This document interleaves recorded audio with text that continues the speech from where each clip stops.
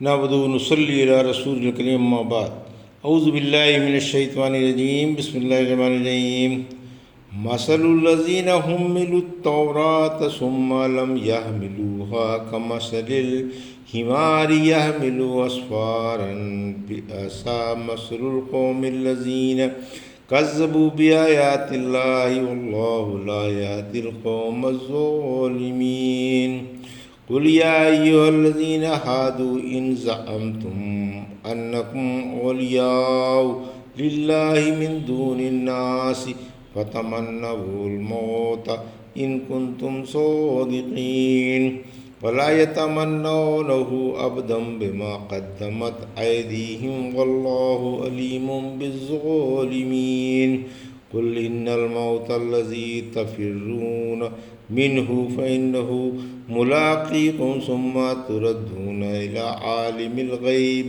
والشہادۃ فینبئکم بما کنتم تعملون۔ ابھی آپ نے سورہ جمعہ کی آیت 5 سے 8 کی تلاوت سماعت فرمائی۔ ان آیتوں کا ترجمہ اور تفسیر اس طرح ہے: مثل الذین حملوا التوراة ثم لم يحملوها كمثل الحمار يحمل اسفارا بئس مثل القوم الذین كذبوا بآیات اللہ واللہ لا يهدی القوم الظالمین۔ آیت 5: قل یا ایھا الذین ہادوا ان زعمتم انکم اولیاء للہ من دون الناس فتمنوا الموت ان کنتم صادقین۔ آیت 6: ولا یتمنونہ ابدا بما قدمت ایدیہم واللہ علیم بالظالمین۔ آیت 7: قل ان الموت الذی تفرون منہ فإنہ ملاقیکم ثم تردون الی عالم الغیب والشہادۃ فینبئکم بما کنتم تعملون۔ آیت 8۔ ترجمہ: ان کی مثال جن کو تورات دی گئی مگر انہوں نے اس پر عمل نہیں کیا، اس گدھے کی سی ہے جس پر کتابیں لدی ہوئی ہیں۔ یہ ان کی بدترین مثال ہے جنہوں نے اللہ کی آیتیں جھٹلائیں، اور اللہ ظالموں کی رہبری نہیں فرماتا۔ آپ فرما دیں کہ اے یہودیوں، اگر تمہارا خیال یہ ہے کہ تم ہی اللہ کے دوست ہو، دوسرے نہیں، تو موت کی آرزو کرو۔ اگر تم اس بات میں سچے ہو، یہ اپنے آگے بھیجے ہوئے عملوں کی وجہ سے ہرگز موت کی آرزو نہیں کریں گے۔ اللہ ظالموں کو خوب جانتا ہے۔ فرما دیجئے، جس موت سے تم بھاگ رہے ہو وہ تمہارے پاس آ کر ہی رہے گی، پھر تم اس کی طرف لوٹائے جاؤ گے، جو چھپا کھلا ہر عمل جاننے والا ہے، پھر وہ تمہیں تمہارے کیے ہوئے عمل جتا دے گا۔ یہ تھا ترجمہ سورہ جمعہ کی آیت 5 سے 8 کا تفسیر۔ آیت 5: یہودیوں کی مذمت۔ اس آیت میں یہودیوں کی مذمت ہے کہ انہیں تورات دی گئی مگر افسوس انہوں نے اس پر عمل نہیں کیا۔ ان کی مثال گدھے کی سی ہے جس پر کتابیں لاد دی گئی جائیں۔ وہ تو ان کا بوجھ ہی محسوس کرے گا، اس کو یہ شعور نہ ہوگا کہ اس پر کیا لدا ہوا ہے۔ اسی طرح انہوں نے تورات لاد لی ہے، الفاظ رٹ لیے ہیں، نہ اسے سمجھنے کی کوشش کی ہے اور نہ اس پر عمل کیا ہے، بلکہ اس کی تفسیر اپنی منشا کے مطابق کر لی ہے اور اس میں رد و بدل کر ڈالا ہے۔ یہ تو گدھے سے بھی گئے گزرے ہوئے، کیونکہ گدھا تو جانور ہے، ناسمجھ ہے، ان کے پاس تو سمجھ ہے لیکن پھر بھی ڈوب رہے ہیں۔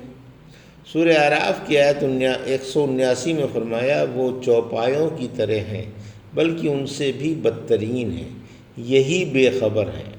جانور نمک کھا کر مالک کی اطاعت کرتا ہے مگر یہ نمک حرام مالک کی اطاعت سے بھاگتے ہیں اور دن رات اس کی نعمتیں اڑاتے ہیں۔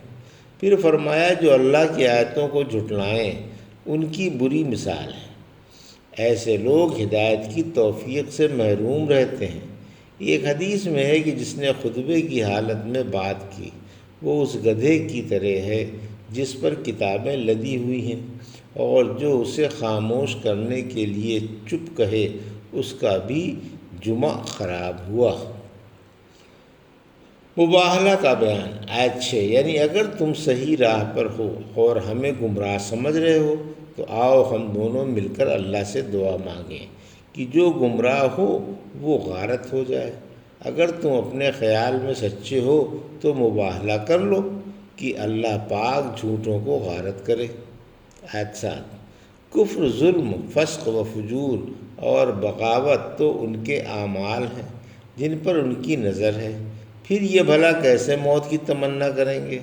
موت کی تو وہ تمنا کرے جس کے پاس نیک عملوں کا ذخیرہ ہو۔ اسی لیے اللہ نے فرمایا برے عملوں کی وجہ سے یہ موت کی تمنا کبھی نہیں کریں گے۔ ہم نے سورہ بقرہ میں اس مباہلہ پر روشنی ڈالی ہے۔ سورہ بقرہ کی آیت 94 سے 96 میں فرما دیجئے کہ اگر اللہ کے ہاں آخرت تمہارے ہی لیے ہے، لوگوں کے لیے نہیں، تو اگر تم سچے ہو تو موت کی تمنا کرو۔ یہ اپنے عملوں کی وجہ سے کبھی موت کی تمنا نہ کریں گے۔ اللہ ظالموں کو خوب جانتا ہے۔ لوگوں کی بنسبت آپ انہیں زندگی کا بڑا حریص پائیں گے، اور بعض مشرک تو چاہتا ہے کہ اس کی عمر 1000 سال کی ہو، لیکن اللہ کے عذاب کو لمبی عمر دور نہیں کر سکے گی۔ اللہ ان کے عمل خوب دیکھ رہا ہے۔ ہم نے وہاں یہ بھی بیان کر دیا ہے کہ اگر خود گمراہ ہو تو اپنے اوپر بد دعا کریں، اور اگر ان کا مد مقابل گمراہ ہو تو اس پر بد دعا کریں۔ عیسائیوں سے مباہلہ کا بیان آل عمران کی آیت 61 میں، اور مشرکوں سے مباہلہ کا بیان سورہ مریم کی آیت 75 میں گزر چکا ہے۔ ابن عباس فرماتے ہیں ابو جہل بولا، اگر میں محمد صلی اللہ علیہ وسلم کو بیت اللہ کے پاس سجدہ کرتا ہوا دیکھوں گا تو اس کی گردن پر پاؤں رکھ دوں گا۔ آپ کو یہ خبر پہنچ گئی۔ فرمایا اگر یہ ایسا کرتا تو سب کے سامنے فرشتے اس کو پکڑ لیتے۔ اگر یہودی میرے ساتھ مباہلہ کرتے اور موت کی تمنا کرتے تو بلا شبہ سب مر جاتے اور اپنی جگہ دوزخ میں معائنہ کر لیتے۔ اگر رسول اللہ صلی اللہ علیہ وسلم سے مباہلہ کرنے والے نکلتے تو گھر جا کر بیوی بچوں کو اور مال کو نہ پاتے۔ آیت 8، یعنی جس موت سے تم کترا رہے ہو وہ تو ضرور آ کر رہے گی۔ سورہ نساء کی آیت 78 میں فرمایا تم جہاں بھی ہو موت تمہیں آ دبائے گی، خواہ تم مضبوط قلعوں میں بند کیوں نہ ہو۔ ایک حدیث میں ہے موت سے بھاگنے والے کی مثال اس لومڑی کی سی ہے جس سے زمین اپنے قرض کا تقاضا کر رہی ہے اور وہ اس سے چھپ کر بھاگی بھاگی پھر رہی ہے، پھر جب تھک کر چور ہو جاتی ہے تو پھر بل میں گھستی ہے۔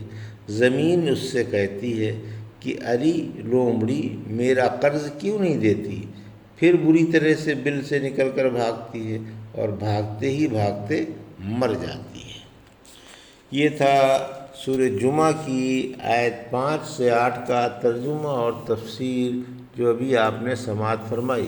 بارک اللہ لی و لکم فی القرآن الحکیم ونفعنا ایاکم بآیات الذکر الحکیم۔